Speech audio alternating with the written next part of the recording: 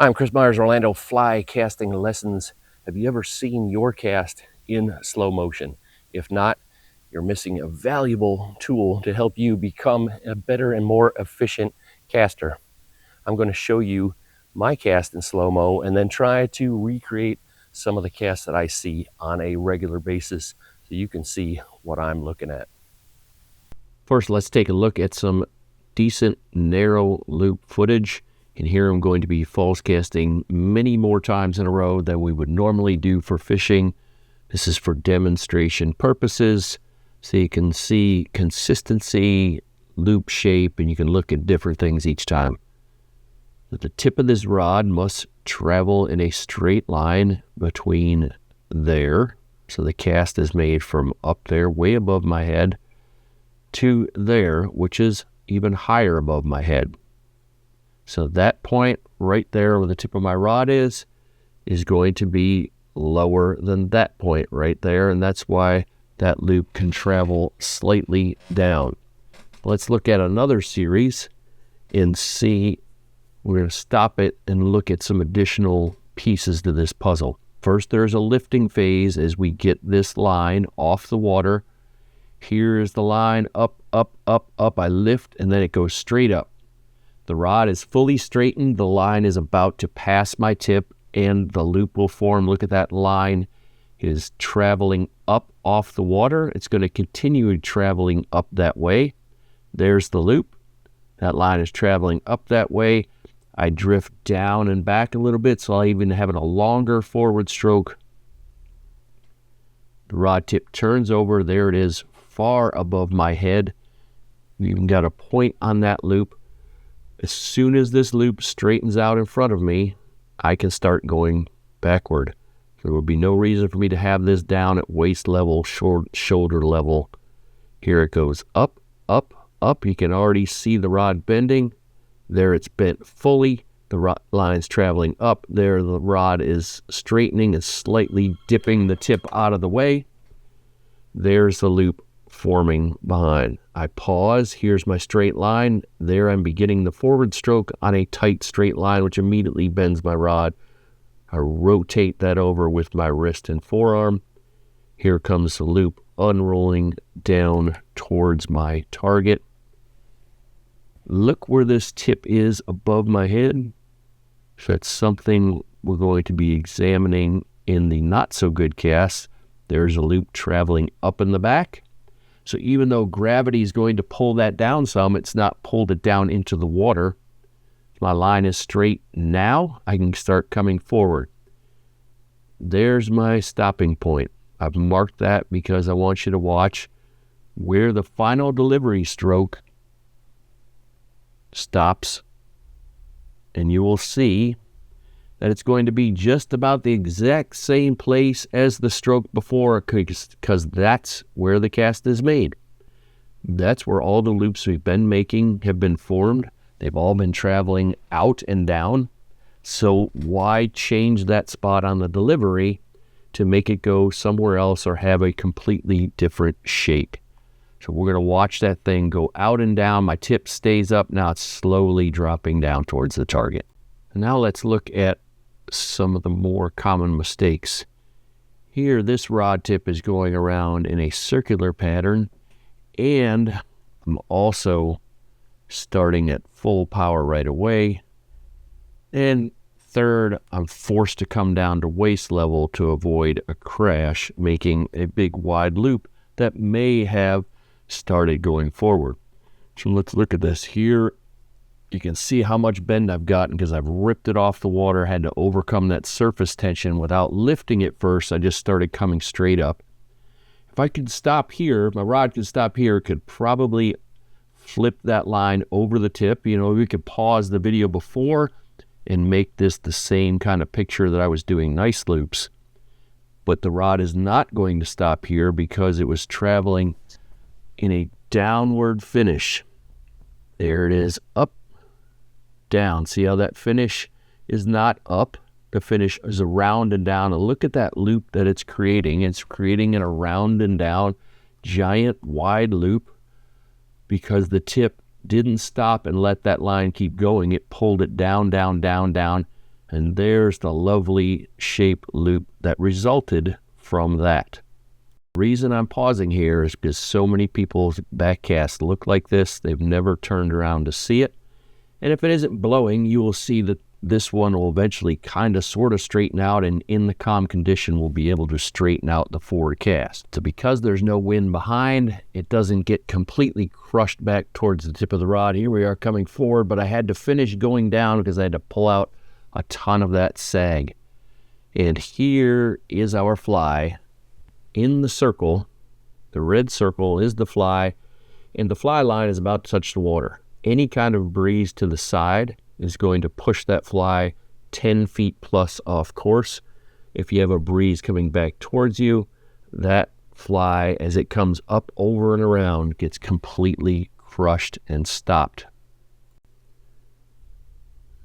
So here's another very similar cast. We come up, up, up, up, up, up, down, down, down, down, stop. And look at all that line that certainly any breeze could push against. And what happens when the breeze pushes against it?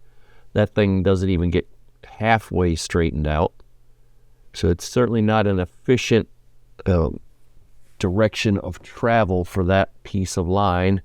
The line coming out of the tip is heading down towards the ground. Gravity's trying to pull that down. So now I'm already coming forward, and I haven't even straightened the line out. Just about gotten it straight. I'm most of the way through my cast, which forces me to go down in the front. When I go down in the front, this is the loop that I get. Look where my fly is. If I let that go, that's never going to land where I need. But now you can see how, as I go backwards, I'm going to be having to pull all that extra slack out. I'm already heading backwards. That thing wasn't even 2/3 of the way straightened out. That forced me to tack on more distance in the back.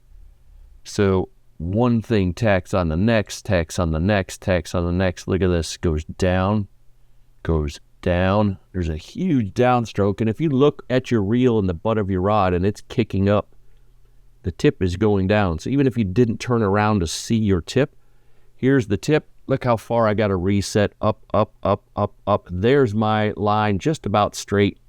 I've had to come up 6 foot, 5 foot, whatever, wasted a ton of upward motion. I shouldn't have been down there to begin with, but I had to waste so much stroke. Here's where I was stopping. Remember, we drew the mark at the end of the good cast, just like that. Now let's see how far I'm going to have to continue moving. My rod's already straight. Why am I continuing to pull the loop apart wider? Well, because I didn't want it to crash into itself. There was the fly way up in the air. Now it's hitting the water in front of me. So everyone gets worse and worse and worse. And if you think this looks crazy, it is something I see happen all the time, especially when people are fishing. It's hitting the water behind them. It's hitting the water in front of them. Here's the line straight. I'm already almost straight up and down, certainly with the midsection of my rod. So I'm going to come around, around, around, down, down, down, down. That doesn't look horrible there, but it gets wider as it goes, balloons up. There's my fly way up high. Now it's really hitting the water. Now I'm bouncing down, because if I froze back there, it would have landed in the water for sure. So there wasn't any pause at all on that one. Here I am back at waist level, making a wide loop. One more. That one hits the water. I had to snatch it off the water. Forced me to go way down in the back. So none of these loops are at all narrow, but you can see how the rod is going almost in a complete half circle as it travels around. In this next part, I'm going to cast a lot more straight up and down. Very common style that I see. So the rod is pointing directly up. And now you can see there's a ton of wrist at the end. It bounces down. Now I'm going to pull, pull, pull, pull, pull. I got to start going. The line's just now gotten straight. It forced me to come down much lower, making a bigger or open loop. Doesn't look horrible if we just freeze that, but watch what happens. Now I got to go down even more to get that line going. There's that big, giant, straight up and down piece of line. There's my line straight. No way I'm going to be able to stop in the next couple inches, because I just began getting my line straight. So I had to finish going down. Now the loop's even bigger.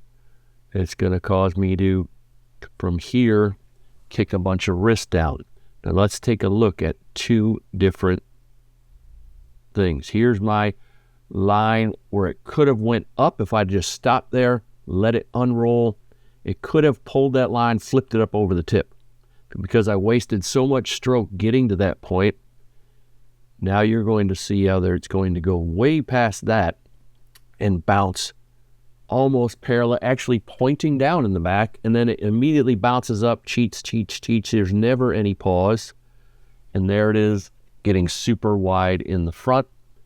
So it's kind of every stroke gets a little worse and a little worse. There's the tip counter flexing from way too much power from a short stroke. I really snapping that wrist. There it is, counter flexing down. And I had to pull it down to avoid the crash tailing loop scenario, but it made the delivery so much wider. These are things I see happen all the time. Maybe it doesn't look exactly like that when you're doing it, but there's a good chance that a significant portion of you watching this video are making a cast extremely similar to that, because it's something I see on a regular basis.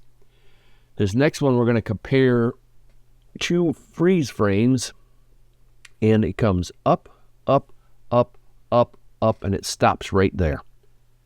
You can see the portion above my hand is pointing straight up. If I just stopped it there and unloaded, here's on the left me making a good cast.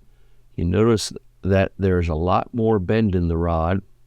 My hand is much, much farther back. You can't see most of my shoulder. Another cast, it's still, my hand's still way out in front of me because that upright position got blocked by the arm. In this overhead position, the one on the right, if that's as far as I can move my arm because my forearm has hit my bicep, I can only finish with a bunch of wrist. I could stop there, but for a longer length of line, it usually requires a longer path of that rod tip.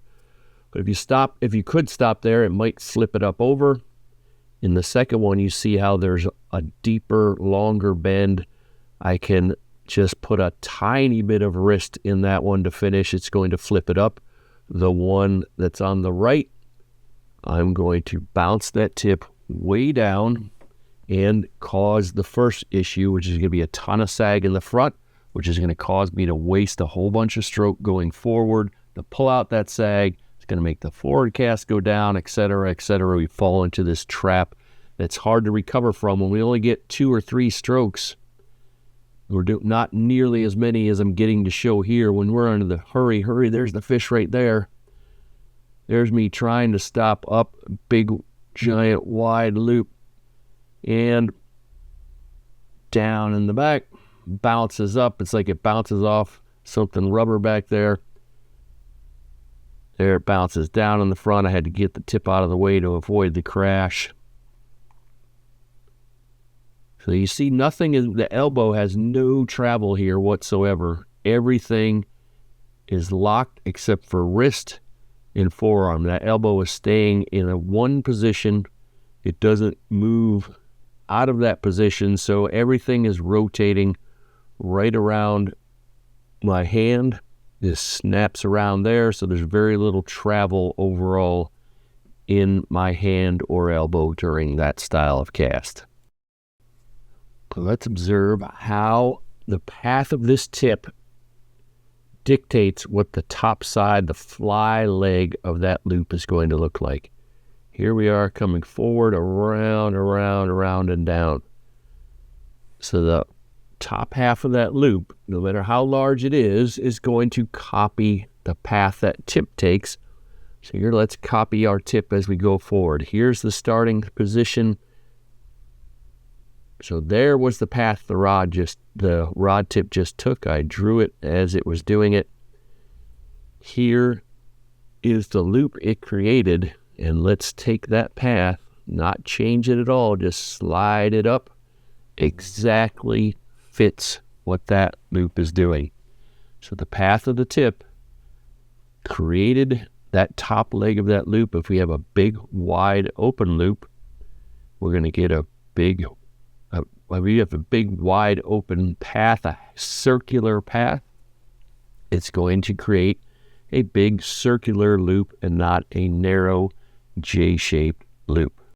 Now let's examine the back cast. Here's the path of the back cast. It goes around, around, around, around, and then straight down, bouncing back up a little. Take that path, rotate it. There it is. Didn't change the shape of it at all. There's the loop you're going to end up with because that's what the tip told it to do.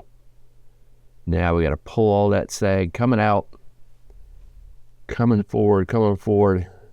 Now I'm going to come up. Let's see what happens if I stop up. There's an upward loop. A lot of people make upward loops. They unroll going up, unroll going up. Now I'm forced to go back down to keep that loop. Didn't make the most awesome. There's a balloon loop going backwards, but it got straight before it hit the ground. I'm going to go up, maybe not quite so high up. I'm trying to get down to the target, but I couldn't have done that all in one big one. Uh-oh, I went way down again, made another balloon. Now, I think I will deliver it down to the fish. Get down there, but now here's our delivery. It's the biggest loop of all. We've completely ruined everything on the delivery in an attempt to get that fly to go down into the water. See it happen just about every fishing trip. That delivery, the tip slams down. The slightest little tiny breeze takes that cast right there and blows it so far off the target, there's zero chance that the fish come over and eat it.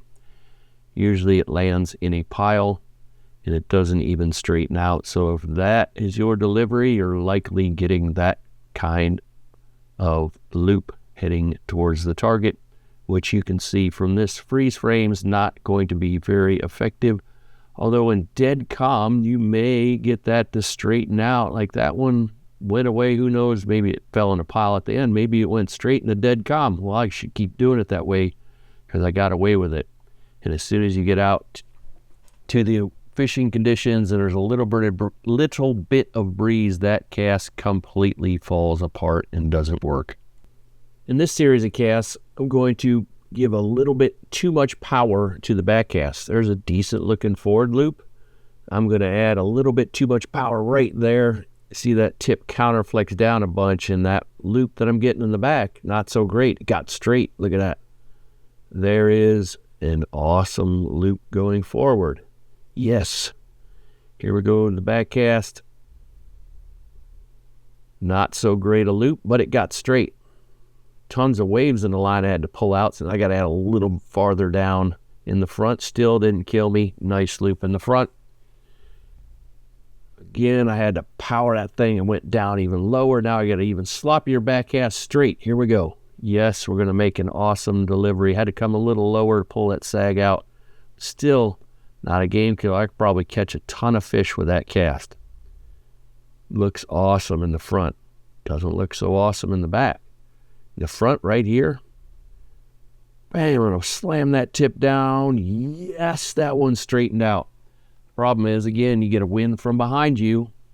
That back cast gets crushed, doesn't straighten out, and now you're wondering why it was working so good at home and not so awesome on the water. Those are the fine details that make a big difference when you're out actually fishing and the wind is blowing and you're making that sloppy back cast that's getting crushed by the wind.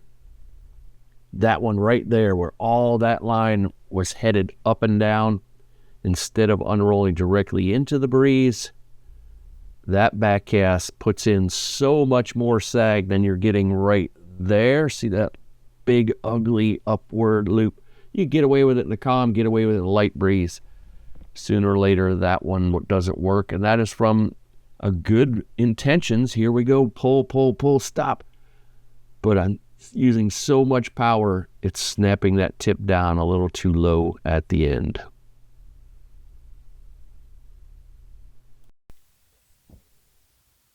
Hopefully that gave you a better understanding of some of the things that could be happening during your cast that may be holding you back from where you want to be.